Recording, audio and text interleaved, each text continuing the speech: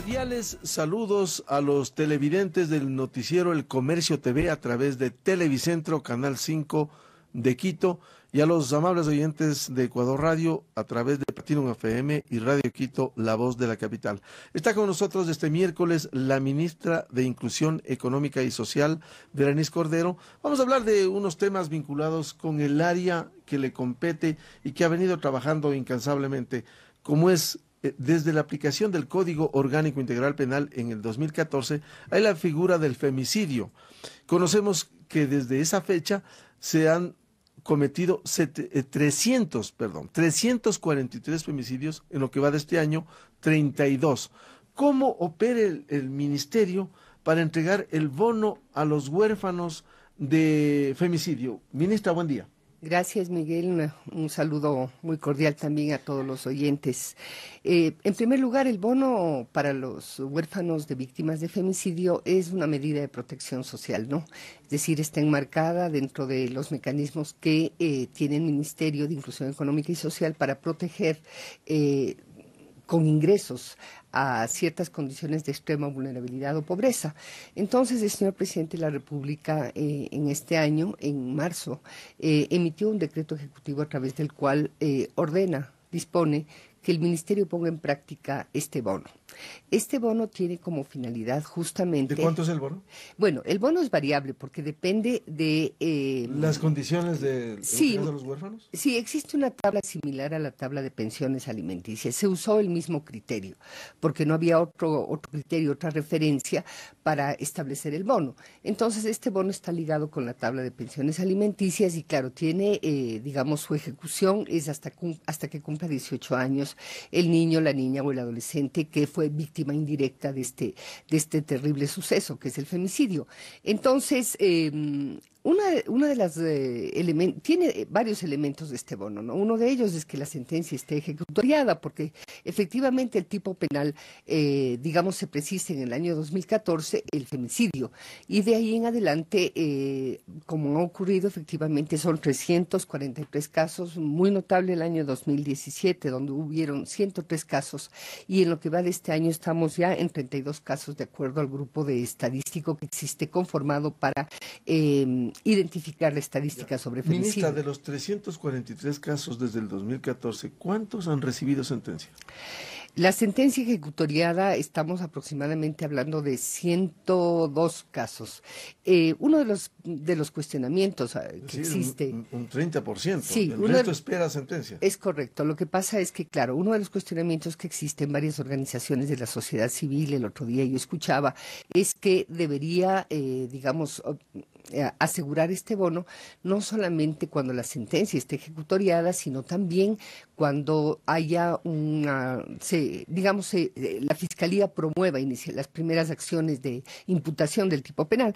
Sin embargo, lo que estamos tratando es justamente de ajustar este mecanismo para las personas, para los niños, niñas y adolescentes en los cuales ya el tipo penal ha sido establecido, porque sería complicado y complejo también para las familias que van a recibir, porque, mire, buena parte de los niños se quedan con las abuelas, con las tías, básicamente, con los tíos. Ahora, yo de lo que he visto en los primeros 20 casos que ya fueron adjudicados y los más de 88 que están en proceso y se adjudicarán ya a mediados de este mes, he visto que la mitad de los niños, Miguel, y los adolescentes vienen de familias en situaciones de extrema pobreza. Es decir, al menos en estos primeros 20 casos el registro social puntuaba 12, 15 puntos. Significa esto que las personas eran realmente extremadamente pobres, ¿no? Y la otra mitad solamente pobres. Este es un dato que personalmente yo creo que a todos nos tiene que llamar la atención por, de alguna forma, el asocio que tiene este tipo de delitos en situaciones de extrema vulnerabilidad para las familias. Entonces, estos niños se quedan al cuidado. Uno de los elementos es también que cuenten con un representante legal. Sin embargo, Sí, ministro. sí, no, decía que sin embargo estamos haciendo una reforma al decreto ejecutivo para facilitar. Por una parte vemos que en general entre los ecuatorianos y ecuatorianas no es común que se establezca una representación legal cuando la madre ha muerto o incluso el padre está privado de la libertad o se ha suicidado. Entonces, en ese caso estamos pidiendo que solamente se identifique al cuidador que permanece con el niño para eliminar esa barrera legal. Se mantiene sí lo de la sentencia ejecutorial. Ministra, es importante auxiliar a gente de escasos recursos con este bono para los huérfanos víctimas de femicidio. Sin embargo, ¿se trabaja también en la parte psicológica para rehabilitar a esos niños? Claro, al mismo tiempo hemos identificado dentro del MIES un programa de atención directo para las víctimas que incluye el apoyo psicosocial, etcétera. Ahora es interesante decirle que hemos tenido que enfrentar varias dificultades para poder ejecutar este bono. La una es que en las sentencias en general, claro, se centran en la víctima, pero no hacen referencia al contexto de las familias, ¿no? Siendo como son la mayor parte, el 68%, digamos, son mujeres jóvenes que tienen de 1 a 3 hijos. Entonces, no se involucra, digamos, el contexto general de la víctima y ha sido complejo, bastante complejo. En primer lugar, identificar los casos que ya tuvieron sentencia ejecutoriada. ¿Por qué razón? Porque no necesariamente la Fiscalía, el Consejo de la Judicatura y la Corte Nacional coinciden en relación a las cifras. Es decir, yo creo que hay que afinar el sector justicia en el país. Es grave, se entiende que debería estar en línea con los mismos datos, porque además en lo penal se articula. La Fiscalía formula los cargos, los jueces administran justicia y el Consejo de la Judicatura registra eso. Bueno, nosotros ya para poder aplicar, porque también había mucho cuestionamiento de general organizaciones de la sociedad civil que decían, bueno, ¿por qué no se pone en ejecución? Porque justamente tuvimos que afrontar este problema de la falta de consolidación de información, de la casuística que ya ha sido resuelta. ¿Y quién coordina esto? Bueno, en este caso hemos hecho un acuerdo con el Consejo de la Judicatura para que nos envíe la información, porque alguien nos tiene que enviar la información respecto a las sentencias ejecutoriadas. Ese fue uno de los mayores problemas y, como le digo, en el proceso, Miguel, no necesariamente está incluido el contexto de los elementos de las familias de las víctimas. Es decir, hemos acudido al Ministerio de Gobierno, el propio MIES, etcétera, para poder identificar a los hijos e hijas y al mismo tiempo identificar con quién se quedaron los niños y las niñas, porque al mismo tiempo en este cuerpo legal, cuando hay una sentencia, no necesariamente se dispone el cuidado de los niños. Yo creo que ahí son elementos que los jueces tienen que revisar, porque a la par que sentencian, digamos, a la par que deciden el reproche de la sociedad. Una es la acción punitiva, pero otra es la rehabilitación de los chicos. Exactamente, entonces deberían en su sentencia establecer un mínimo de elementos que se refieren al cuidado de los niños, niñas y adolescentes, porque como estoy diciendo, cerca del 70% de las víctimas de femicidio son mujeres, digamos, cuyas personas que mantienen una relación afectiva con ellas han sido tan violentos que terminó en esta espiral de muerte de la víctima. Pero son mujeres jóvenes que tienen hijos e hijas. Incluso hay casos donde hay 5 hijos, por ejemplo, 5 hijas. Entonces son elementos que tienen que considerar para facilitar. Primero, mejorar los sistemas de información respecto a las sentencias ejecutoriadas y segundo, mejorar realmente el contexto familiar de la víctima para poder proceder con mayor agilidad. Ministra, usted que se ha preocupado no solo hoy, sino desde mucho antes de los problemas de violencia, ¿cómo están la violencia intrafamiliar, el tema de los niños, las niñas, los embarazos de adolescentes? Bueno, algunos datos generales, ¿no? Nosotros en el año 2017 ya se presentaron, la Fiscalía tenía cerca de 14,000 denuncias sobre violencia, ¿no?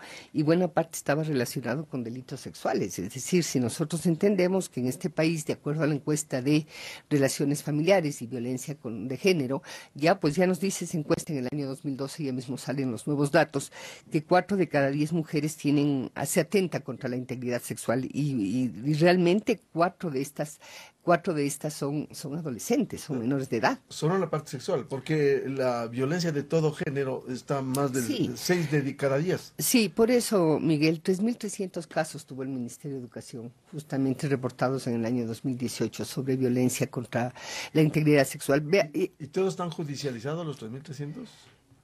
No necesariamente. Es decir, a ver, yo creo varias cosas, ¿no? Porque Creo lo más grave es que quede en impunidad, no haya castigo, no haya seguimiento de estos casos. justamente eso, cuando hay impunidad se alienta. Es decir, la conducta no para, sino que justamente se alienta. Ahora, en el marco del Acuerdo 2030, porque así se denomina, yo he reflexionado mucho. Uno de los grandes problemas que hemos tenido, yo digo, que es un resultado de la década anterior, es esta mirada de judicializar absolutamente todo. Es decir, es correcta la judicialización, porque este tipo de delitos son simplemente inadmisibles para la sociedad ecuatoriana, ¿no? Pero al mismo tiempo teníamos que haber trabajado muchísimo en la prevención. Yo creo el hecho de no habernos ocupado adecuadamente de las cifras sobre violencia en esta última década en particular. ¿El Estado tendrá concentrados los datos de violencia o se siguen saliendo incluso de observatorios, Siguen saliendo ONGs? de observatorios de la sociedad civil, por ejemplo, respecto a los femicidios, sí hay una discrepancia entre las organizaciones de la sociedad civil y lo que el Estado ecuatoriano ha sentenciado. Por ejemplo, en el caso de las organizaciones de la sociedad civil, se habla de cerca de 700 casos desde el 2014 a esta fecha. Entonces, lo que yo quiero plantear es que el haber judicializado todo, el creer que la única respuesta para la violencia fue la judicialización. Sin hacer prevención. Correcto, entonces el hecho de no haber trabajado sobre las cifras en cuanto a la política social, no solamente la política penal, es decir, yo creo que ese es otro elemento, estoy hablando de la política social. El país se quedó sin respuestas ante la violencia, Miguel, es decir, procesos que se habían iniciado especialmente en el año 2003 con el Código de la Niñez y la Adolescencia y en 2018 la Ley de la Violencia contra las Mujeres, las Niñas y Adolescentes. ¿Qué es lo que sucede? El Estado ecuatoriano se quedó desprovisto de capacidad de política pública para trabajar la prevención, porque la respuesta Se no atacó puede ser. lo que se dice el populismo penal, la sanción, la acción punitiva, que es importante, pero ¿qué de la prevención? ¿Qué está haciendo el Estado? Bueno, ahora estamos trabajando primero en restablecer estos organismos que prácticamente se quedaron inactivos, porque la respuesta tiene que ser local. No, es decir, la violencia, la víctima está ahí en un lugar determinado, en un territorio determinado, no es una cuestión etérea. Entonces se precisa reactivar estos consejos, estas Ahora, juntas. eso implica la interacción con los gobiernos autónomos descentralizados. De los Sí, 221, ¿cuántos tienen oficinas? ¿Cuántos vienen interactuando? cerca de 170, ¿no? Pero todavía faltan por constituir, como estamos diciendo, cerca de 50, 60 de estos organismos. Lo que sucede es que estos organismos quedaron inactivos. La capacidad de los gobiernos locales para señalar o para establecer estas políticas y asignar recursos fue nula. Entonces prácticamente no quiero decir que se desmantelaron, pero la palabra que he estado utilizando es quedaron inactivos, sin ninguna repercusión, sin ningún objeto en los últimos años, ¿Y por a qué menos quedaron que fuera inactivos? la resolución de casos. Yo lo que creo es que el país entró en esta mirada de judicializar absolutamente todo. Entonces se pensó que la respuesta judicial y el hecho de haber tipificado, pero ya se venía trabajando desde el año 2007 en la tipificación de estos delitos sexuales, especialmente contra menores de edad. El hecho de haber, digamos, encontrado como única respuesta la respuesta penal, sí fue una omisión del Estado ecuatoriano en los últimos años, no haber trabajado en las políticas de prevención. Entonces, lo que hemos estado discutiendo es que, por ejemplo, hay que trabajar mucho en lo que son las parentalidades positivas, es decir, la capacidad de disciplinar dentro de la familia, pero disciplinar, digamos, con los valores adecuados. Es decir, no podemos usar siempre la fuerza contra los niños, las niñas y también en las relaciones entre las parejas. Entonces, en ese ¿Hay sentido, algún plan? ¿Cómo se está impulsando la prevención desde el Estado, ministro? estamos trabajando, digamos, básicamente en una primera línea que es el trabajo con la Asociación Ecuatoriana de Radiodifusión. Esto, el vicepresidente decía el otro día esto en Santa Elena, me parece, y decía efectivamente, ¿no? La relación con los medios de comunicación fue muy conflictiva. Más bien este es un momento de escucha mutua y de poder, digamos, asociarse para temas que son de interés nacional.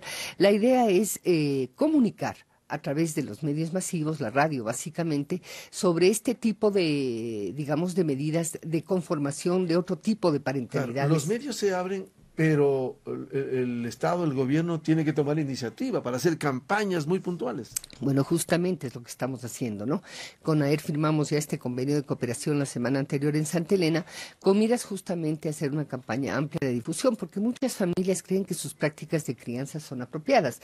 Como ya se ha hablado mucho, en este país está absolutamente naturalizada la violencia contra las mujeres, cuyo crimen peor es justamente el femicidio, y está también naturalizada la violencia contra los niños, es decir, es parte de nuestra forma de criar, de establecer relaciones entre las parejas, y eso es justamente lo que hay que cambiar, eso es exactamente, y para eso es lo que estamos trabajando, toda esta línea de comunicación, y en el caso del MIES, fíjese que tengo un trabajo muy interesante con cerca de 400.000 familias, trabajando la prevención de la violencia sexual, que ha generado muchísimo interés entre las familias. En donde también tiene que haber educación y prevención.